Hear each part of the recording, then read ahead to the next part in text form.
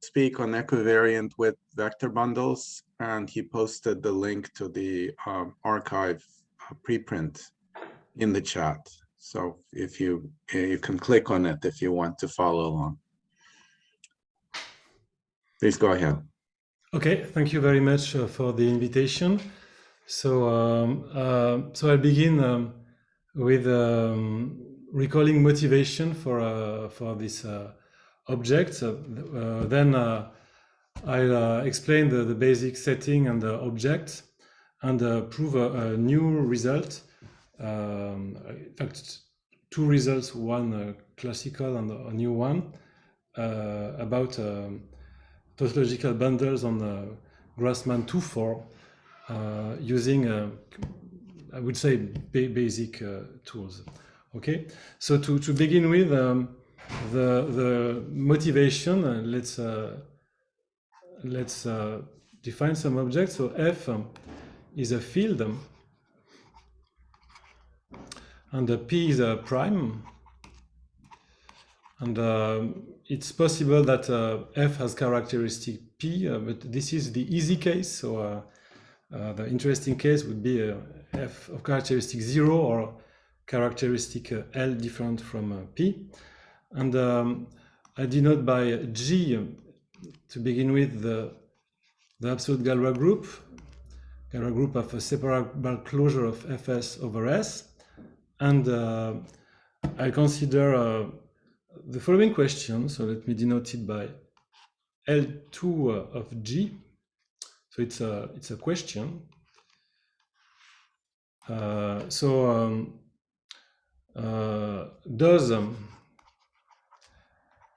any Galois representation, so from G to GLD of FP, so this would be say sigma 1, lift to a mod P square Galois representation. So this is to say representation sigma 2. So I often use a subscript to denote torsion. So 1 means mod P, 2 means mod P square. Okay, so with values in GLD of Z mod P square. Okay, so mod P square liftability of Galois representations in general, and there is a more scheme theoretic version which uses linearized Witt vector bundles. So I will talk about this later. So this is just the basic question, and there is also a triangular version of it. Let me denote it by L2 triangle G. So same, but replace GLD by the Borel subgroup BD. Okay.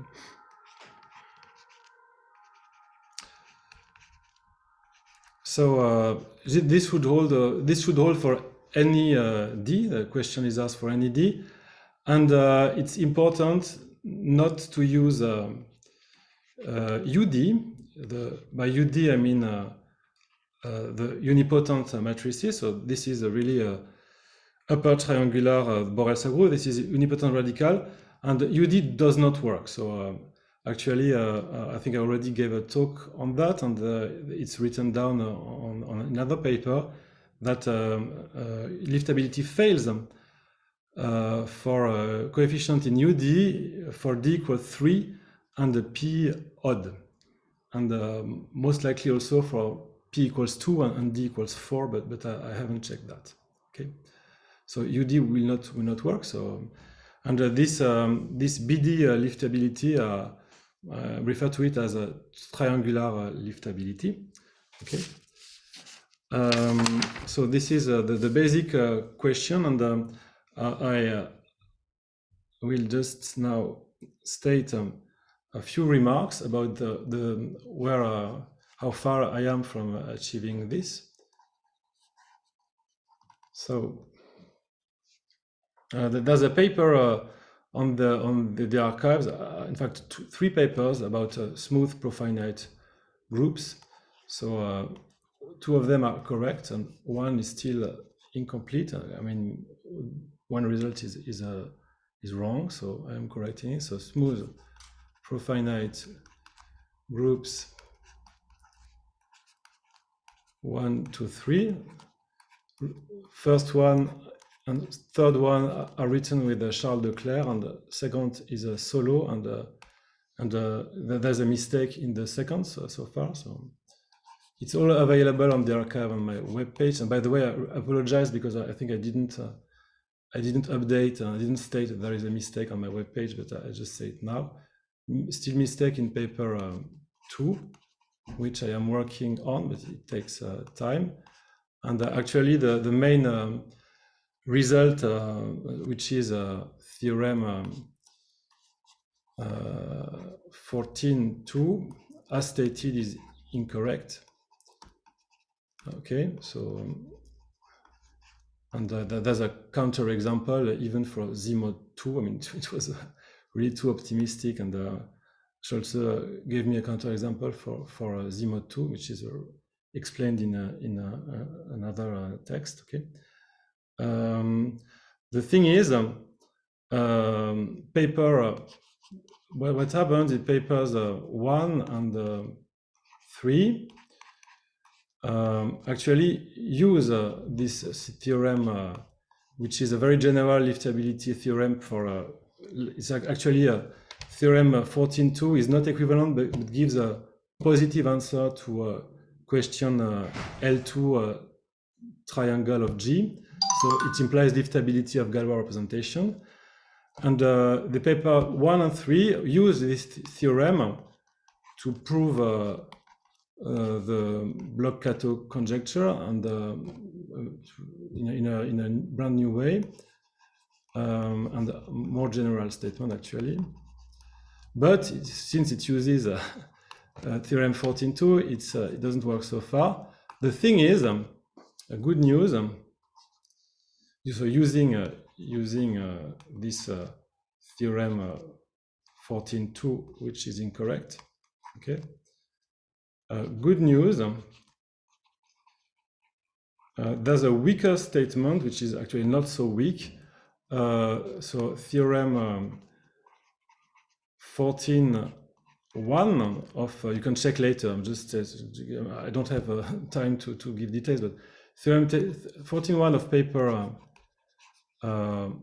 2, which is actually the statement I wrote before. So meaning it's L2 delta of G, except it's not over FP, but it's over a more general base, or using a semi-linear action of G.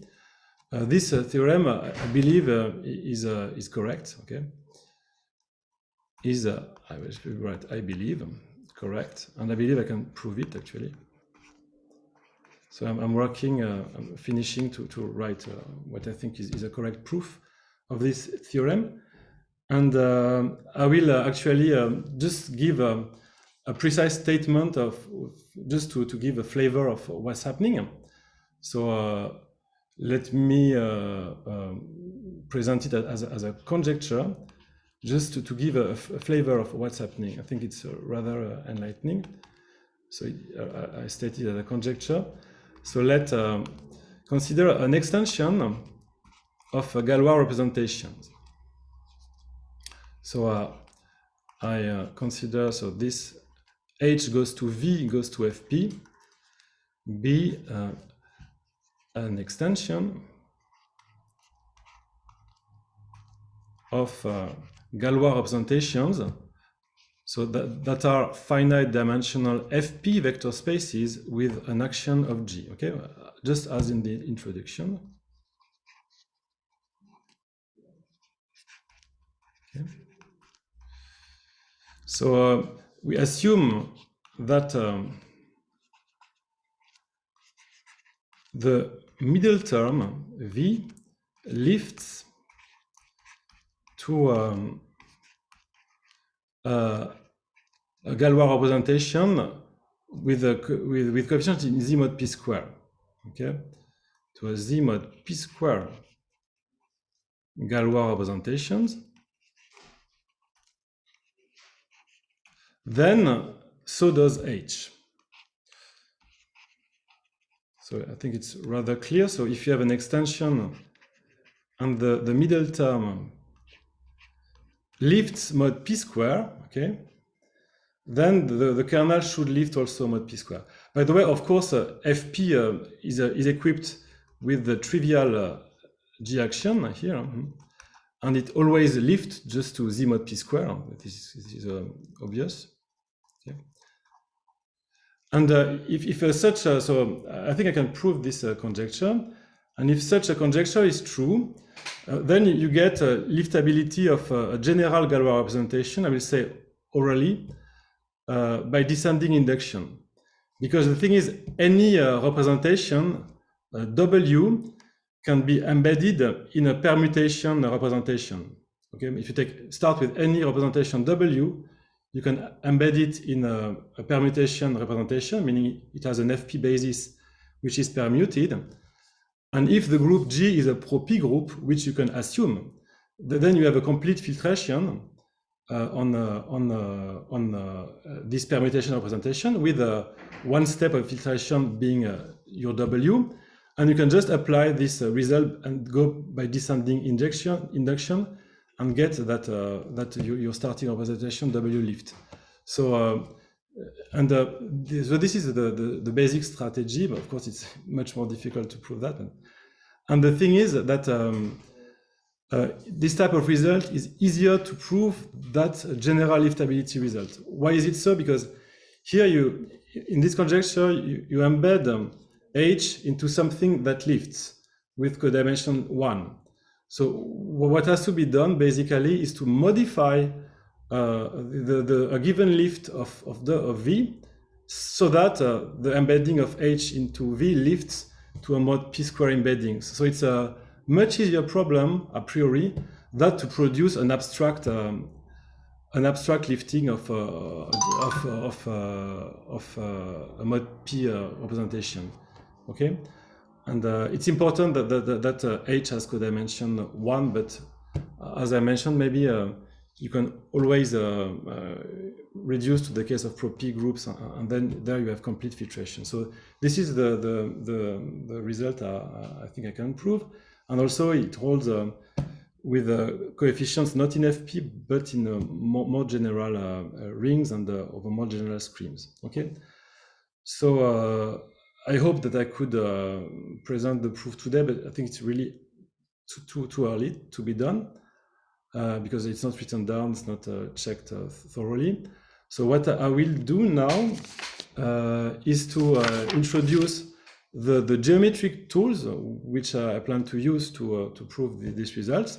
That is to say, equivariant Witt vector bundles, and explain a few techniques and prove a new result. And by the way, this result is which I'm going to prove is pretty much in the spirit of a talk I gave in Banff in 2018, and it's really an improvement on an earlier on this talk, which is during a nice conference in Banff, which is available on the internet. Okay, so so I will now skip to one page. Okay, and so what is the general setting?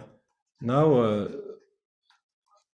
so the setting for Witt vector bundles. So what I want to do now is to kind of geometrize FP vector spaces and lift of FP to Z mod PR in a convenient way and equivariant way. So I will denote by S a scheme of characteristic P. Okay. Typically can be a flag variety or in a simple way just a projective bundle. And G, what's very important, the new picture, the new thing, if you are a bit aware of what I did, the new ingredient is that I really use linear algebraic groups over FP a lot. I mean, It just uses a smooth profinite groups, doesn't quite work. So I kind of use linear algebraic groups over FP a lot, and then specialize to finite groups after that. So G is a linear algebraic group over FP, typically GLN or GLD or BD, okay? And denoted by WR of something, the Witt vectors of length R. So you don't really need to know the construction. So I mean, scheme theoretically is just an affine space, okay, of dimension R, and there's a ring structure on this affine space made in such a way that if you take FP points, you get Z mod P to the R Z, okay, and so it's a kind of an undoing questions that goes the opposite way as quotients. Usually you start with a mod P to the R situation, you can reduce mod P, and Witt vectors, they do the opposite. They take a mod P thing and they produce a mod P to the R thing. And it's nice only if you use inside FP, or more generally perfect field of characteristic P. Otherwise it can be very messy, but I don't really care about that, because the key point is that it's among other things. If you denote by Frobe the Frobenius of this S, okay, it automatically yields a Frobenius for WR of S, which we still denote by Frobe. Okay, so if you try, I try to use this setting, because there's no need to look for a lifting of Frobenius. So far my impression for the problems I'm interested in is that lifting Frobenius is too much. I mean, it's not reasonable to ask. So I prefer to work with a situation where Frobenius automatically lifts. Of course, this scheme WR of S is not a nice scheme. It's not smooth. It's not what we expect geometrically, especially for people who like non-singular things. But it just seems to be, to me, it seems to be the right object to consider. Okay, and so you can evaluate. So if I have time, I will say a thing about what happens if you iterate Witt vectors like W2 of W2 of W2. It's really interesting. It's also explained in the paper, to which you have a link in the chat. Okay, so now on S you have the sheaf WR of OS. So it's a sheaf of rings. Okay, and what you can consider is simply a locally free, so a WR bundle or Witt vector bundle of length R. It is a sheaf of WR of OS modules on S, okay, which is locally free of rank R. So it's a same as a vector bundle over W of S. So I didn't mention that before, but Witt vectors are canonical enough so that contraction can be glued to scheme. So if you have a scheme S, you automatically have a WR of S, which is a scheme. Okay, so they're the same objects. Okay, so I prefer to use the point of view of Witt vector bundles over S, and because S and WR of S, they have the same topological space, so I prefer to use S and think of it as a WR OS modules. Okay. Cool. So this is built in such a way that if you take S to be Fp, what you get is free Z mod P to the R modules. Okay. So this is free Z mod P to the R modules in case S is spec Fp. Okay. So what is important now, we will be using this later, is to consider equivariance. So equivariance would be just with respect, so in all my talk and also in what I'm writing now in more advanced situations, I always reduce to the case of where the base is something over Fp. So there's no relative Frobenius, it's absolute Frobenius everywhere, it's enough. So G will act on S, okay? So we are given an action, an Fp linear action of G on S. Okay. And we'll consider equivariant. So this is G linearized. So in the usual sense, WR of WR bundles. So linearized vector bundles, it's a usual object, and in exactly the same way, you can define G linearized Witt vector bundles. It's the same thing. And an interesting thing is the case of line bundles. So I won't give details because I hope I can prove something. But it's really easy to show that a line bundle L over S canonically gives a WR line bundle over S. Okay, so this is through the Teichmüller section. Okay. It's a multiplicative section from GM to the multiplicative group of WR, and applied to torsors by functoriality, it produces canonical lift of line bundles. This settles the case of dimension 1, and then all the sport is to treat higher dimensions. Okay. So there's a fundamental extension. So from now on, I think I'll stick to the case R equal 2. So R equals 2 mean we are considering W2 bundles. I mean, that's really enough for most things I'm interested in. So if you consider V2 a W2 bundle,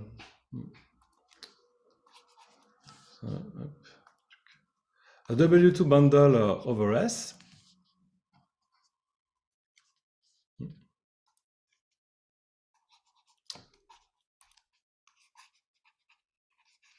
you have a reduction sequence.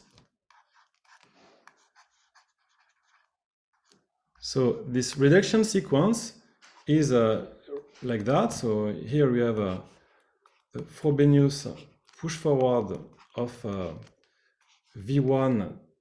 I will define, I recall what objects are in a second. So it's an extension of W2 of OS modules. Okay. They are not only the middle term is a W2 bundle. The other one are just modules. Okay, over W2 of OS. Okay, and this V1 is just V2 reduced to a vector bundle. So I can write that as a tensor W2 of OS. So usual reduction. Okay, and when I write this, I mean Frobenius pullback. Okay? And this is just what you can think is it's an analog of a little sketch of what it's like. It's just a scheme theoretic version of this fantastic exact sequence. Okay. It's just this exact sequence of abelian groups. The scheme theoretic version is this thing, okay? And I use this very much a lot, okay? And now I will give an example of computation on a projective space. This is I did that a long time ago, and it's maybe a good moment to give the computation. So an example. So this is first computation, and then I have the theorem to present with a proof. Example would be when S is a Pn-1 projective space. Okay.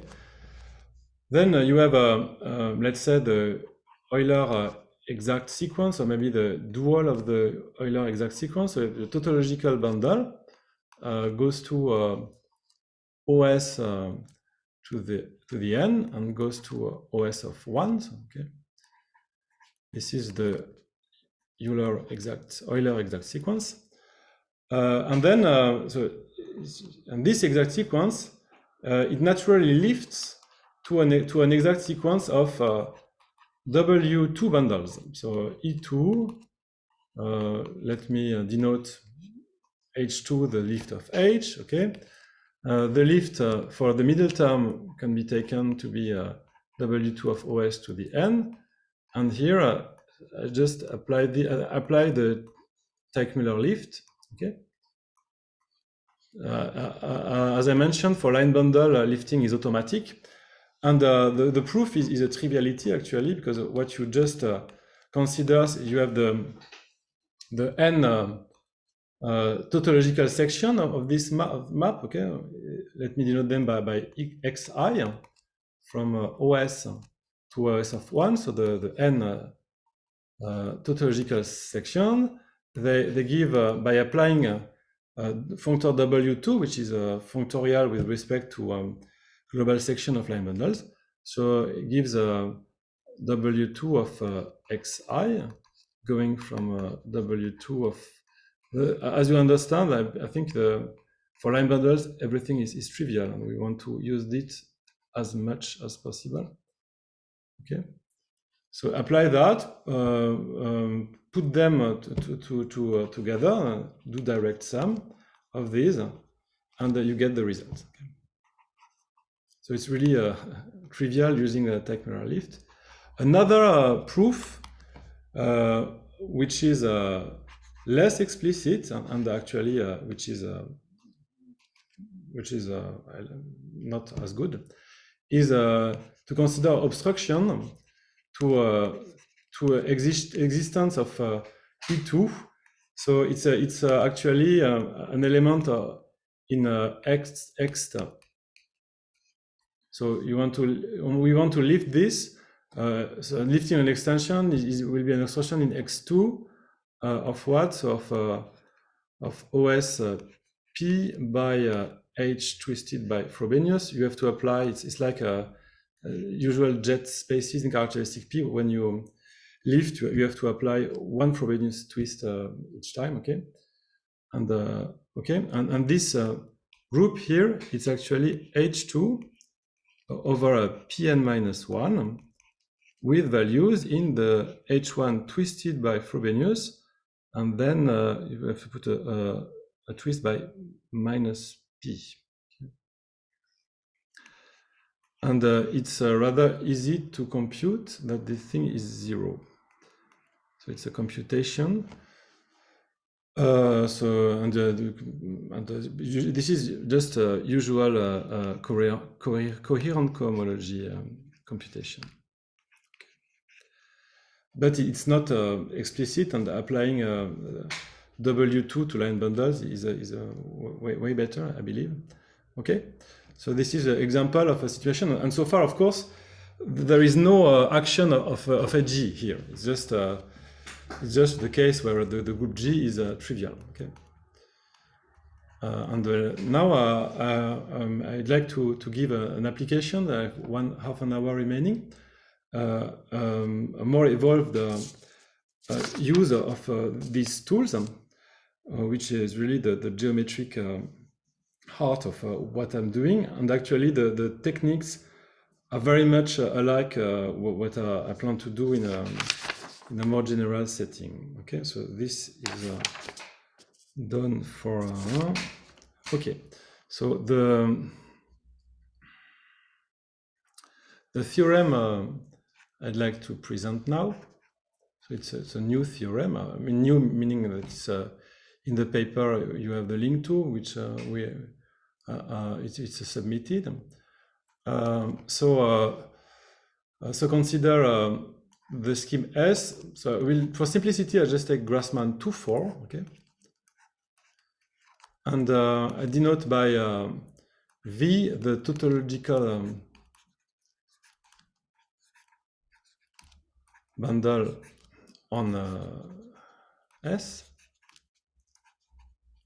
So it's defined as follows. You have let's say W goes to OS to the 4 goes to V. So it's the tautological quotient of OS to the 4.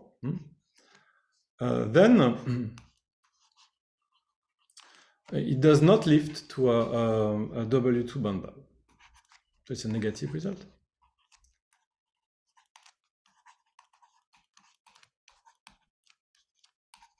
To a W2 bundle on S, and also no Frobenius twist of V lift. It's a bit more precise.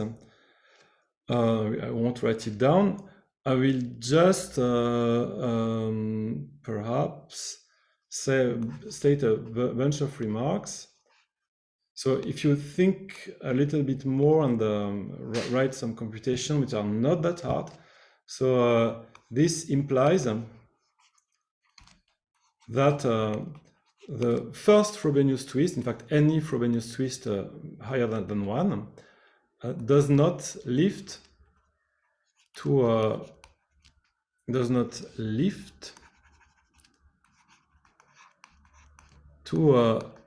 vector bundle over so this scheme, so Grassmann 2,4. So let me write that as follows. So for Grassmann 2,4 is defined over Z, and just reduce it mod p square. So this is a smooth thing over Z mod p square, which is not W2 of Grassmann 2,4.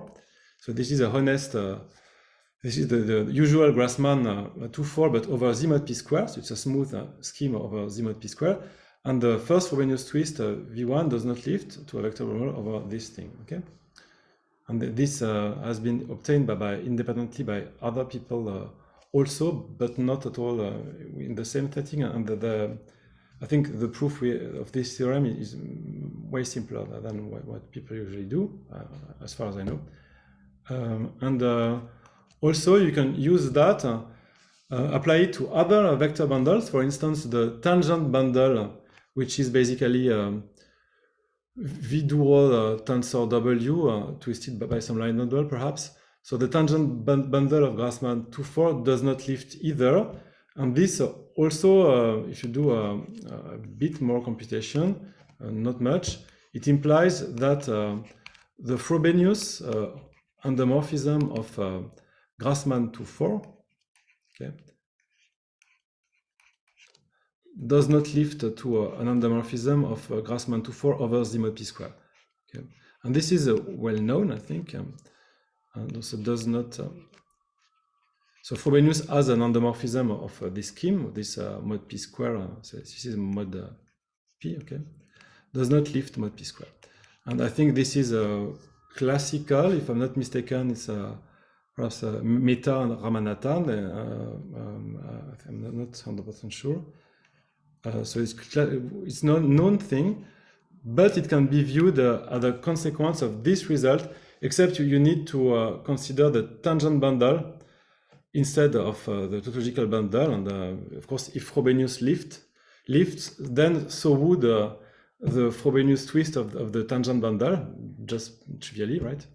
And so this would contradict the theorem using the tangent bundle in place of the tautological bundle, but it works also for the tangent bundles. The computations are very similar.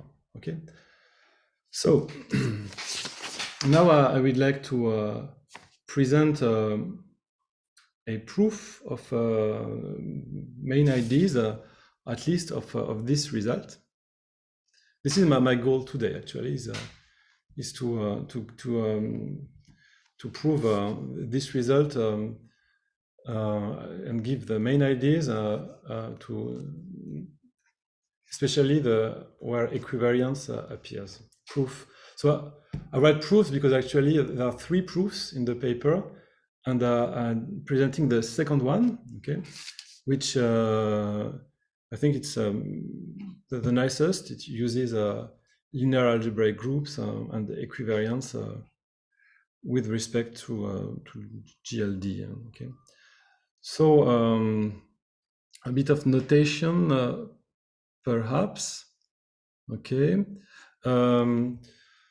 so I will denote by E. It's a 4-dimensional FP vector space. Okay. We denote by Grassmann. So Grassmann 2E would be Grassmann 2,4, of course. And I will denote by flag V, or FL of E, the complete flag variety of E. Okay.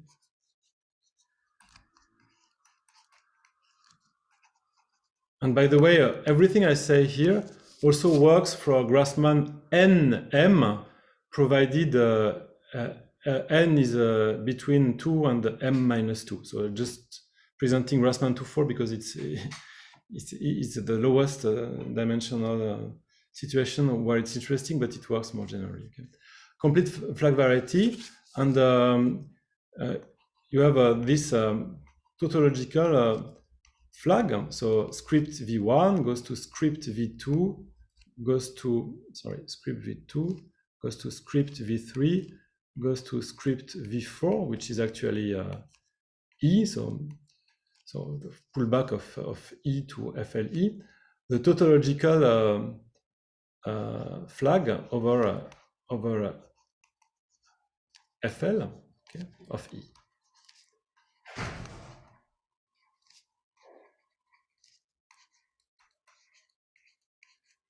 Okay, so these are script letters. There's a tool which is really very nice and basic. So given a line bundle L over any S, actually, lifts of L to W2 line bundles, they form a trivial GA torsor. So trivial because there's one which is W2 of L, right? GA torsor. So the thing is, if you have one, you have one lift which is given by W2, so it gives something like this: a Frobenius pullback of Frobenius push forward of Frobenius twist of L. Okay, W2 of L. This is the reduction sequence of the usual lift, and then what you can do is modify this extension by a mod P extension, which is an extension of OS modules of L by F lower star of L twisted by Frob, and this is the same as a GA torsor, just by adjunction. So choices for lifts of L are really given by GA torsors. Okay, sorry, it's not a trivial. Sorry, it's not what I wanted to write. It's equipped with okay. It's a principal homogeneous space of H1. It has an action. Okay. Let me put something correct here. Form a principal homogeneous space. Principal. So partially it's non-empty. Okay. Homogeneous space of H1 SOGA. That's what I wanted to say. Okay. So if you have a torsor, a GA torsor, that's an extension of OS by itself of vector bundles, and you can just do bare sum with this canonical lift, and you get another lift in the middle for L, and you obtain all lifts that way. This is really an important basic construction. Okay. So using basically only that, I will now give ideas to prove that tautological bundle on Grassmann 2-4 does not lift to a W2 bundle. Okay. So assume tautological bundle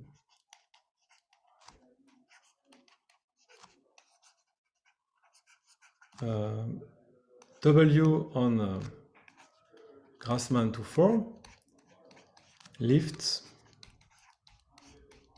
to a W2 bundle. Okay. So if you pull the situation back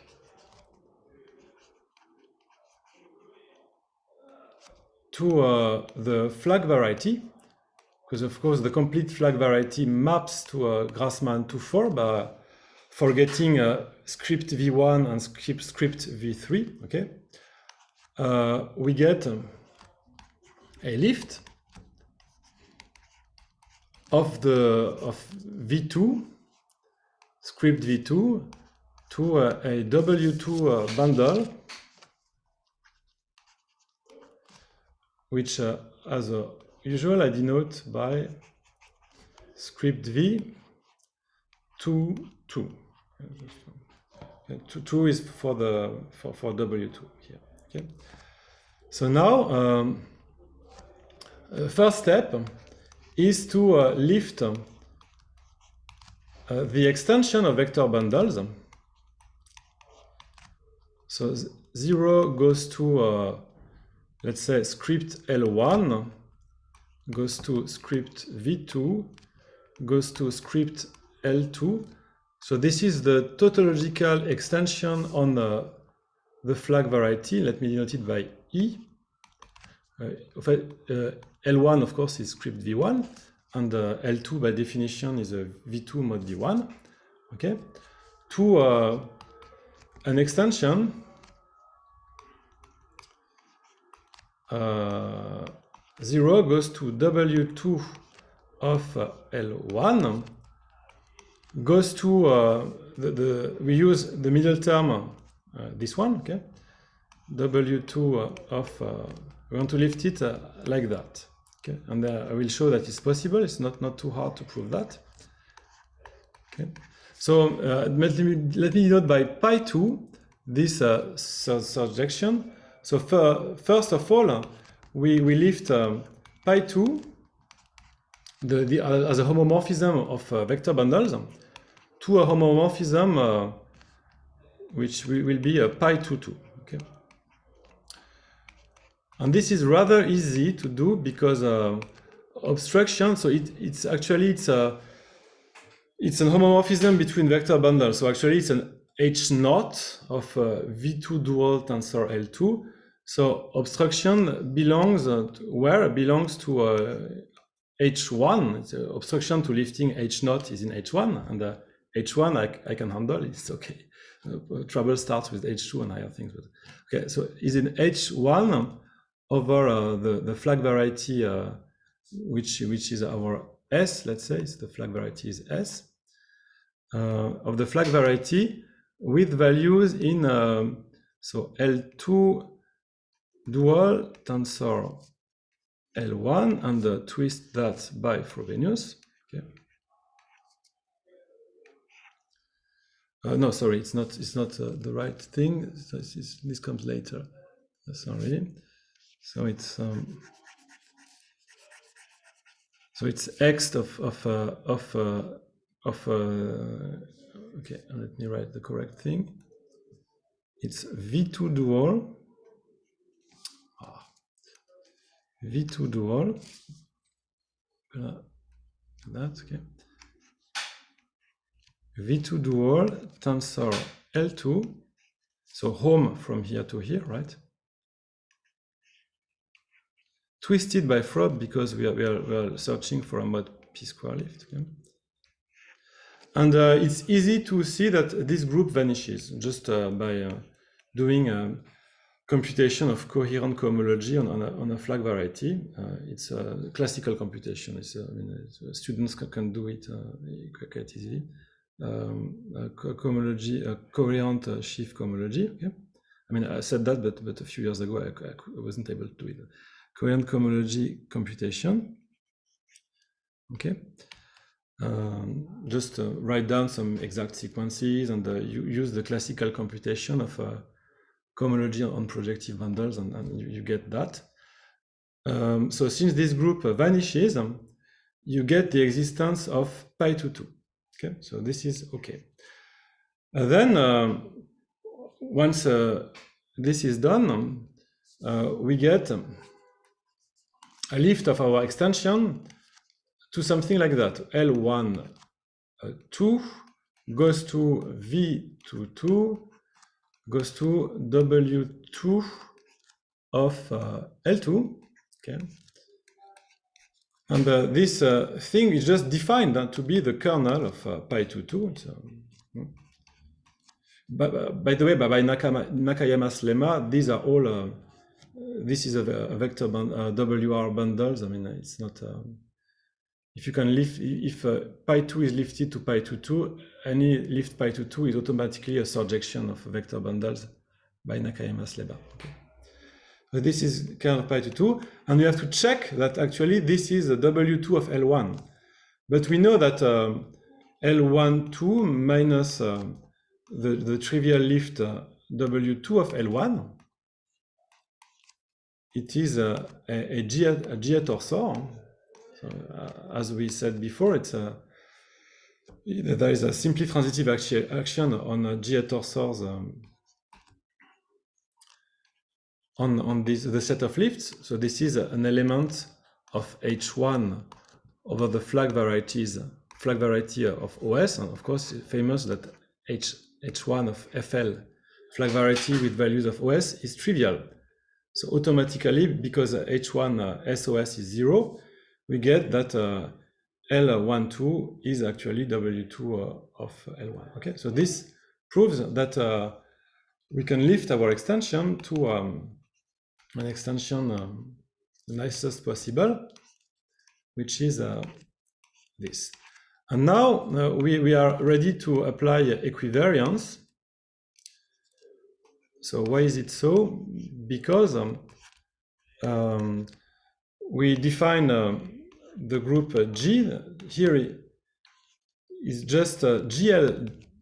Okay. Well, it's actually GLE.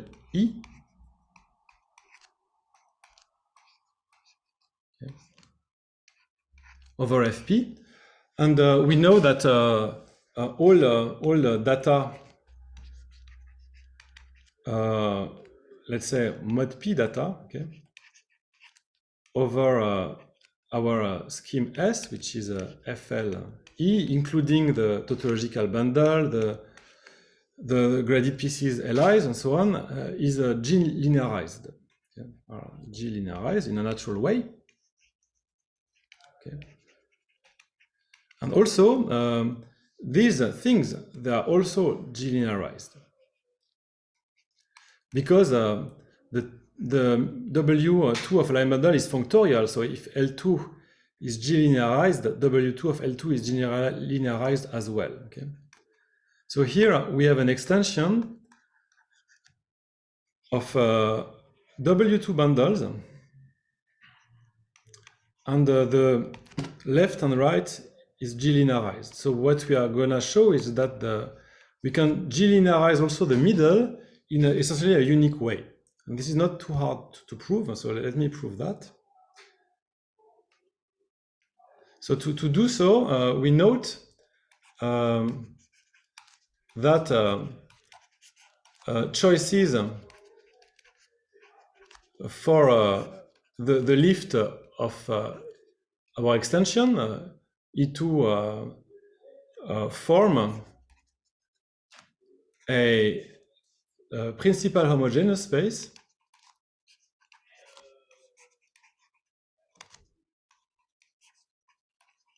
of so X1 over the flag variety FLE of L2 dual tensor L1 sorry, twisted by Frobenius. So what I mean by that is that you consider all possible lifts of our extension E1 to E2. So this would be an extension like this. W2 of L1 goes to some W2 bundle, okay? And then W2 of L2. So we constructed one such lift, and if you have two such lifts, you can do the bare difference, and what you get is an extension of the L2 frob by L1, that is something like this. And thanks to the existence of the Teichmüller section, actually it's a simply transitive action. It's kind of not too hard to check. And the thing is that the important fact, which I've never seen anywhere in the literature, but it's really important, that this X1, it's one-dimensional here over Fp, and generated by the tautological extension. So X1, this X1, so it's not X1, it's H1, so it's X1 of L2 by L1, so it's actually H1, yeah. The way I wrote it, sorry. Okay, H1 of this thing here. Okay, so this H1, gomme. Voilà.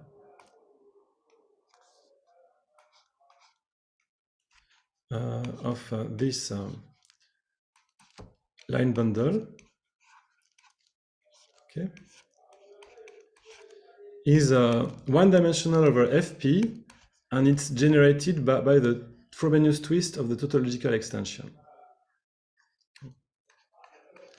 So what does that mean? You have the tautological extension E1, which is this one, okay. You can apply Frobenius twist to it, get something like that. And what I claim is that the Ext group, which is H0 of L2 dual tensor L1 frob, is actually one-dimensional generated by this extension. So this is not too hard, but it's a bit more tricky than what precedes. It's the most difficult coherent cohomology computation, but it's really doable. So choices for our lifted extension are really principal homogeneous space of GA, actually. Same thing with over FP. It's, okay. So now what we do is the following. So we now I will sketch the remaining steps. So define let's say K to be the function ring of our group GLE, okay, and base change to K. What I'm doing is just I use this working over this ring to check equivariance. It's a usual trick to use the generic point, I mean the identity of G and so on. Okay, base change to K. Okay, and now what we can form is our lifted extension E2 base change to K, like this. So W, I put a thing like that to denote a base change to K. So, okay, tac. Voilà. Okay. So here we have one extension, and then what you can do is simply send consider the generic point of G, so it's the identity actually, the identity of G, consider as a point of G over Fp of G. And you can apply G to the extension of, because it lives in a next, right? And it's a next between G linearized things. So the extension have a functional action of G.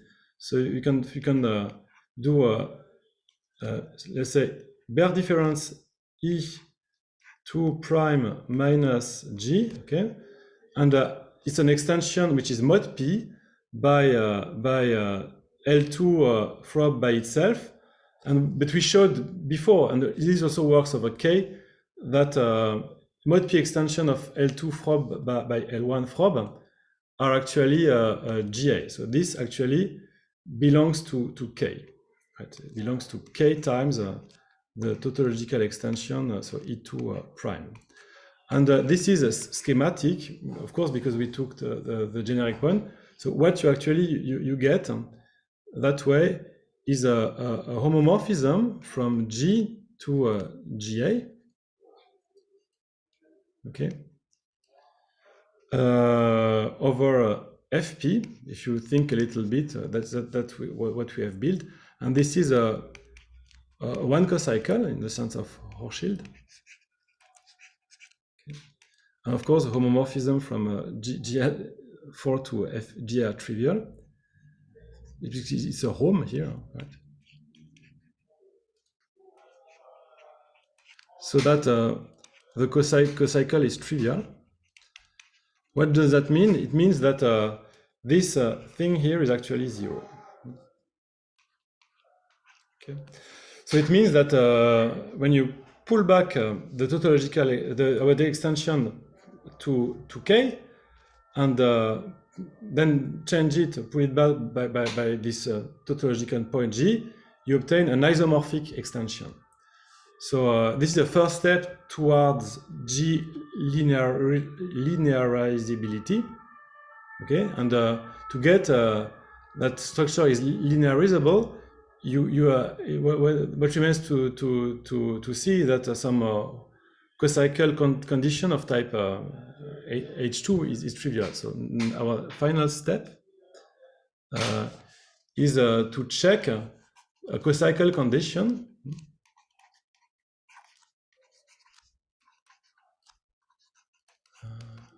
Okay.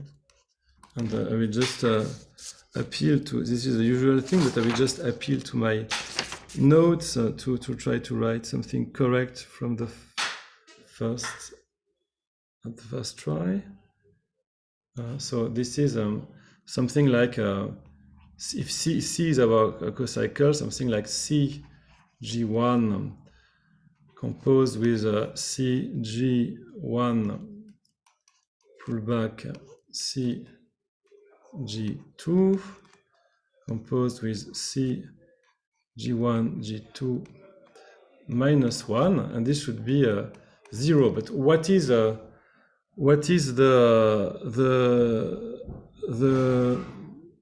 cocycle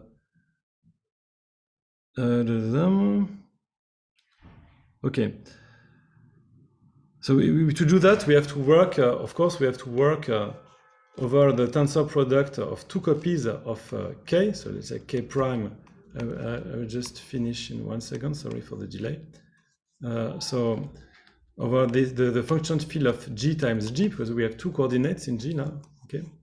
So it's Fp of G times G.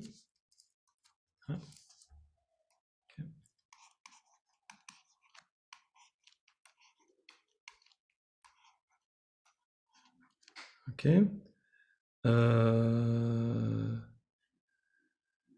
And this actually gives the checking that is it's what you get here. This expression actually it's a global section of this thing here. Okay, it's a global section of over the flag variety S of W2 of L2 dual tensor W2 of L1. So it's a home from W2 of L2 to W2 of L1, and this is 0.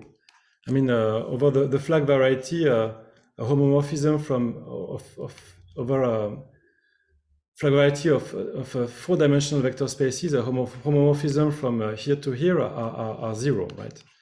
And the same applies to Frobenius twist, and by a two-step dévissage, you get this result here. So this is rather easy, just because global section of this W2 line bundle vanish. This is normally it's the hardest thing to check. This co-cycle condition holds, but what is nice is that in this setting, it's usually the easiest thing to check, just because for rather trivial reason, global section vanish. So this gives G, our sought for G linearization, okay, of the middle term of a W2 over the flag variety FLE, okay? And what remains to be done is very simple. I'll finish by that. Now you can specialize them, because what you have done is a more a priori harder task than what we could have tried to do. So you can just specialize them, and what we get is that the extension FP over FP goes to FP square goes to FP. Okay. This extension lifts GA equivariantly. So meaning that here GA acts via the usual GA in GL2, right? Okay. So it acts on this. This is an extension of representation of GA over FP, and by specializing our thing here, we actually get that this lifts mod P square. But that means what? That means that the quotient from W2 to GA as a home of algebraic groups should have a section, and this is absurd. Right? Because of course, if you take FP points, what you get is Z mod P squared to Z mod P, and this has no section. So we get a contradiction, so we can draw the desired conclusion that tautological vector bundle on Grassmann 2-4 does not lift to a W2 bundle. Okay, I'm sorry for exceeding the time limit. I'll stop here. Thank you. Thank you. Are there any questions?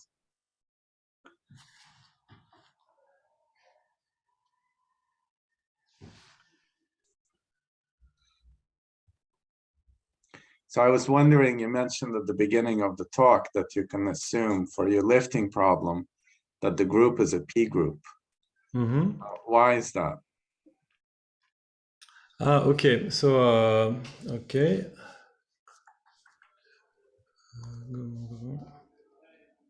So the thing is,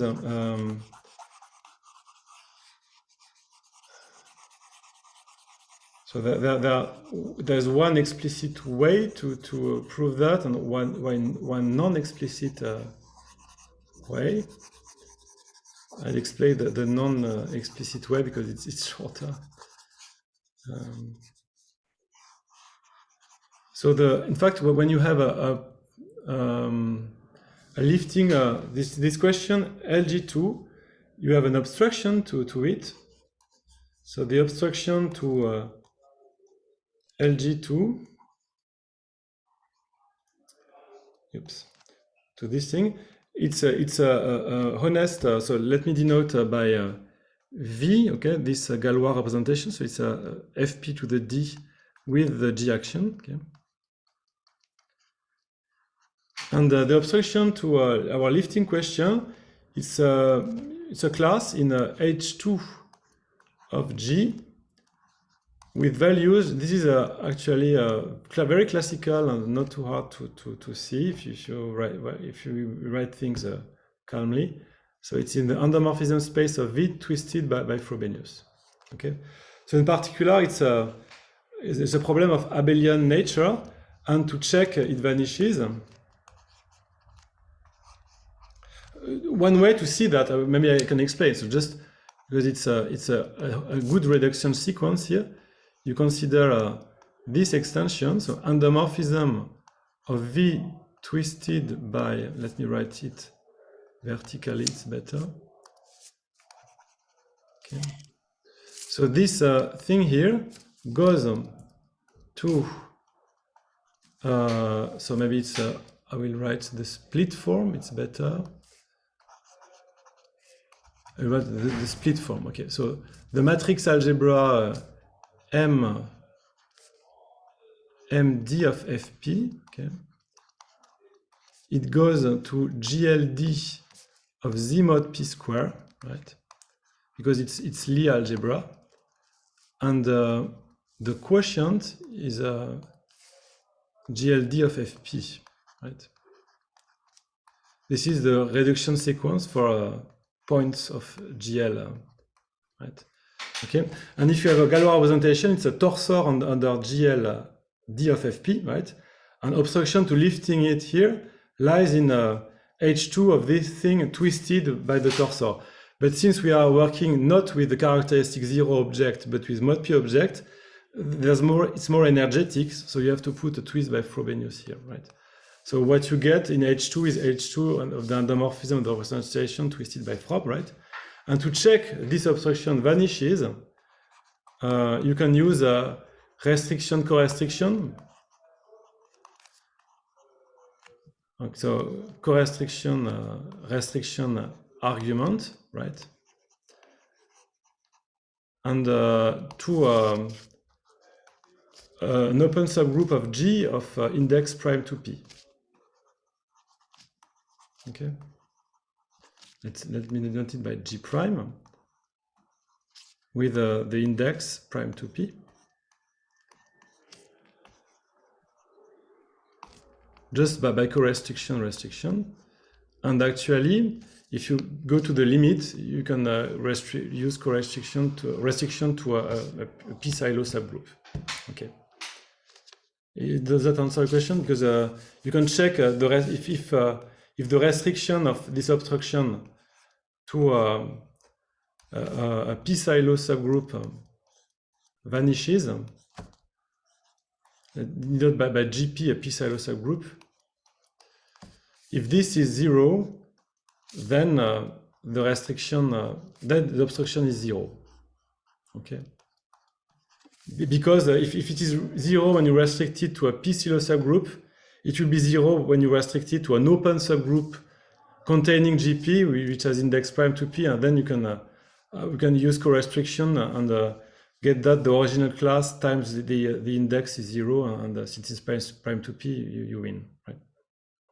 Okay. I see. Yeah. Thank you. And the point, may I just add that the interest is that when it's a P group, you have complete filtrations. So this motivates the use of complete flag varieties as a geometric tool, because it's easier to work with complete filtrations, working one dimension at a time. Are there any other questions?